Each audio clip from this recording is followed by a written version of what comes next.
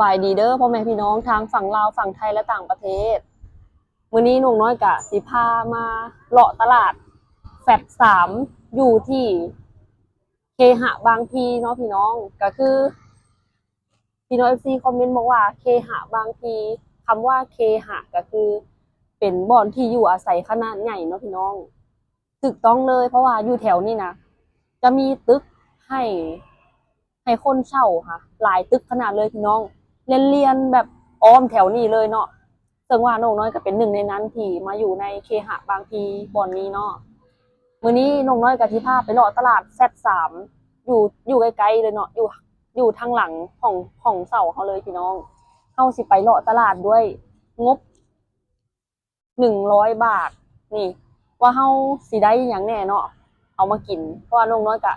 ไปคนเดียวเนาะพี่น้องวันนี้ส่วนบ่อ้ายเพิ่นก็ไปส่งน้ำแข็งพี่น้องเอ้ยแล้วก็ไปเก็บไก่เนาะเก็บไก่เข้าไปในคอกเอารู้สึกตื่นเต้นพี่น้องที่สิได้ไปเลาะตลาดคนเดียวเพราะว่าอยู่แถวนี้นะโรงงานหลายเนาะส่วนคนที่เพิ่นมาเลาะตลาดมาหาซื้อแนวอยู่แนวกินก็หลายพี่น้องช่วงนี้ก็เพิ่นก็เข้ามาใช้ชีวิตปกติเนาะมาทำงานปกติเสียงรถกับหลายพี่น้องเอ้ยแต่ว่าบ่เป็นหยังเนาะไม่เฮาตัดเสียงรบกวนแล้วก็แบบน้องน้อยสิไปหาซื้อแนวอยู่แนวกินพี่น้องเอ้ยด้วยงบนี่เลย100 บาทบ่รอช้าพี่น้องเฮาสิพากันไปเลาะตลาดกันเลยซึ่งว่าในตลาดจะมีหยังกินแหน่เฮาไปเบิ่งไปชมนำกันเนาะไปกันเลยบ่อนนี่ก็สิเป็นสนามฟุตบอลเนาะพี่น้องทางหน้าตลาดเนาะส่วนที่เป็นไฟแจ้งๆอยู่ทางพูนแล้วแม่นตลาดแฟด3เนาะแล้วก็สิเป็นเคหะนี่เคหสถานเป็นตึกอ้อมๆเลยพี่น้องเอ้ยบ่ได้มีแต่เท่านี้เนาะแถวนี้นะมีแต่ตึกเบิดเลยวันนี้น้องน้อยก็สิย่างไปตลาดกันเลยเนาะพี่น้องก็คืออยู่แถวนี้นะสะดวกสบายแฮงเนาะพี่น้องก็คือแบบมีทางลาดยางแล้วก็มีฟุตบาทให้เดินเนาะบอลนี่ก็เป็นสนามฟุตบอลเพิ่นสิมาเตะบอลทุกๆเย็นเลยสิมีรถเพิ่นจอดอยู่2ฝากทางนี่เลยเนาะคนที่เพิ่นมาเตะบอลแล้วก็มาตลาดนะพี่น้องนี่พี่น้อง FC หลายคนเพิ่นก็ถามมาหลายว่าน้องน้อยทำงานอยู่ที่ไหนเนาะก็คือน้องน้อยยังบ่ทันได้ทำงานเด้อพี่น้อง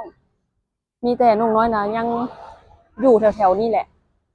กำลังหางานทำอยู่เนาะเพิ่นว่าอย่าเพิ่งใจร้อนแต่ว่าค่อยๆหางานทำไปเนาะน้องน้อยก็สิพยายามไม่ใจร้อนแล้วก็ค่อยๆหางานทำไปเนาะคนเขาแบบเดินมาตลาดน้องน้อยก็สิพูดลาวเลยค่ะเว้าไทยใกล้จะถึงตลาดแล้วนะเป็นตึกนี่แม่นเบิดพี่น้อง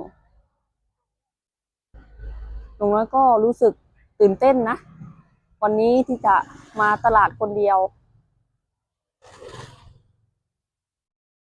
นี่คน เครื่องบินกำลังบินเลยนี่บ่เห็นเนาะพี่น้องแม่นเบิดพี่น้องตึกที่เพิ่นแบบมาเลาะมาแบบให้คนเช่าอะแม่นไปเลยน้องน้อยมาคนเดียวน้องน้อยก็ตื่นเต้นเนาะพี่น้องเว้าถึกแหน่บ่ถึกแหน่ก็ขอโทษขออภัยหลายๆพี่น้องเลยคนเยอะจริงไปบ่รอช้าเดี๋ยวเฮาสิพากันไปกันเลยนี่ตลาดอยู่ข้างหลังน้องน้อยเลยตรงนี้ที่จอดรถหน้าตลาดเต็มเลย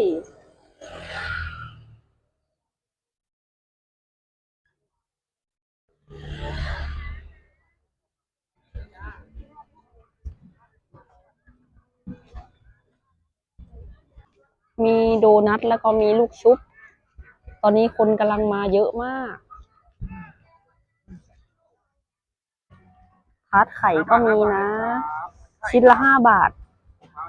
ลูกชุบเหมือนผลไม้จริงมากน่ากินมากเรามาเจอร้านพิซซ่าเอาอันนี้2 ชิ้นนะ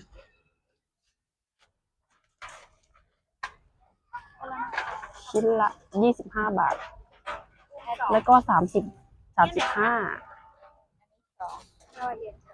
ย่างละ2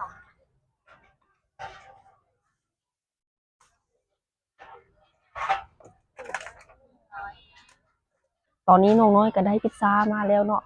เป็นสิ่งที่น้องน้อยอยากกินมากๆเลย วันนี้ก็เลยถือโอกาสซื้อกิน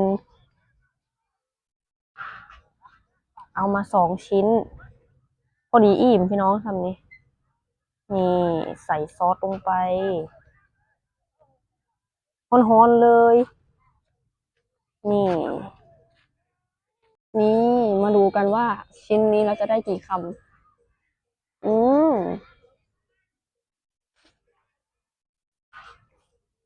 อหืออร่อยมากเลยทุกคน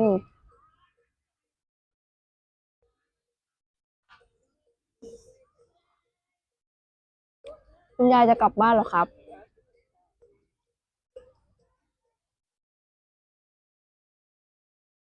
อืม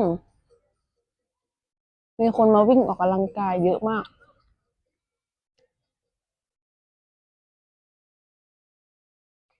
อือหือ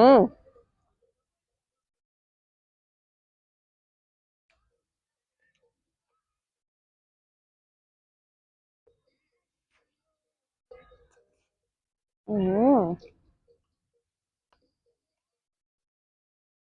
ชิ้นหนึ่งก็อิ่มแล้ว อืม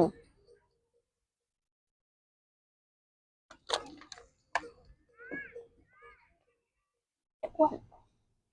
ไอ้อ้วนเอามานอนแช่เย็นในเซเว่นเหรอหึตอนนี้น้องน้อยกะเลาะตลาดเป็นที่เอ็มฮ้อยแล้วเด้อพี่น้องวันนี้เฮากะสิพากันกลับก่อนบาดนี้กะบ่ได้อย่างหลายพี่น้องเงิน100 บาทกะเหลือมาอยู่30 บาทเนาะเฮาซื้อพิซซ่า2 ชิ้นเนาะชิ้นละ35 บาทเนาะพี่น้องถือว่าน้องน้อยกะอิ่มแล้วเนาะเฮากะสิเมื่อนอนกันได้พี่น้องบาดนี้ บรรยากาศกลางคืนก็ดีพี่น้องเลยบรรยากาศดีแห้งเนาะบ่ร้อนเลยกะบ่หนาวต่อไปนี้เราถ่ายคลิปกลางคืนก็ไม่ต้องกลัวแล้วว่าจะไม่สว่างเพราะว่าเรามีไฟเสริม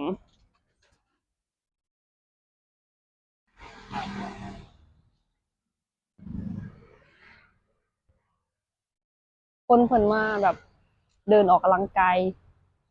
เยอะอยู่ทางบ้านเฮาเนาะพี่น้องแม่เพิ่นโทรมาว่าโอ้ยหนาวแห้งเพิ่นว่าหนาวเลยกะห่มผ้าเนาะกลางคืนเพิ่นห่มผ้าแล้วกะแบบว่าผ้าเพิ่น หลุดออกจากกระโตนนะพี่น้องแล้วเพิ่นเลยว่าตื่นมาแล้วรู้สึกว่าเจ็บหัวใจเพิ่นว่าเนาะโอ้หนาวขนาดนั้นเลยได้พี่น้องอยู่บ้านนะเพิ่นโทรมาโทรหาเพิ่นเมื่อเช้านี้พี่น้องเลยเพิ่นก็ถามเนาะถามหลายอย่างหลายแนวพี่น้อง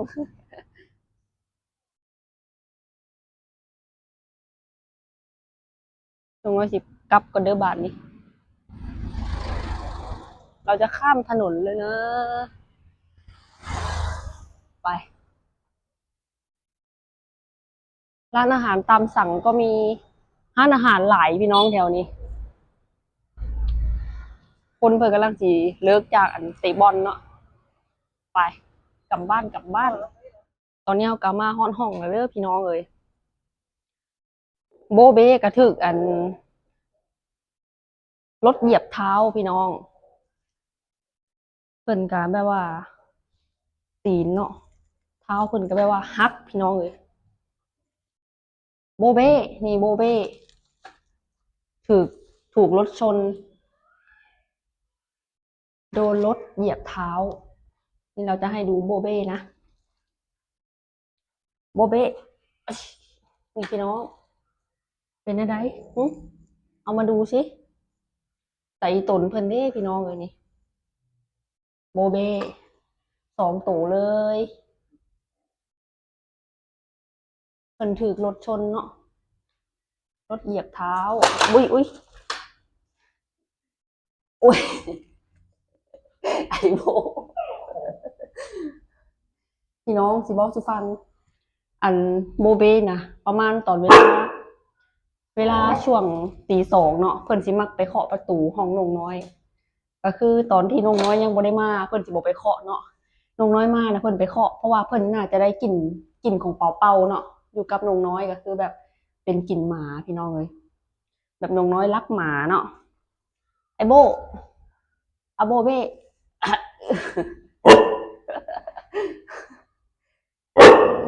โอ้ยอันนี้เพิ่นถือรถเหยียบเท้าอันนี้บ่ฮู้ว่าเท้าเพิ่นสิกลับมาเป็นคือเก่าหรือบ่พี่น้องเลยโบเบ้อันนี้คือห้องนงน้อยพี่น้องนี่ข้างหลังนี่ก็เป็นห้องของเบาอายเนาะ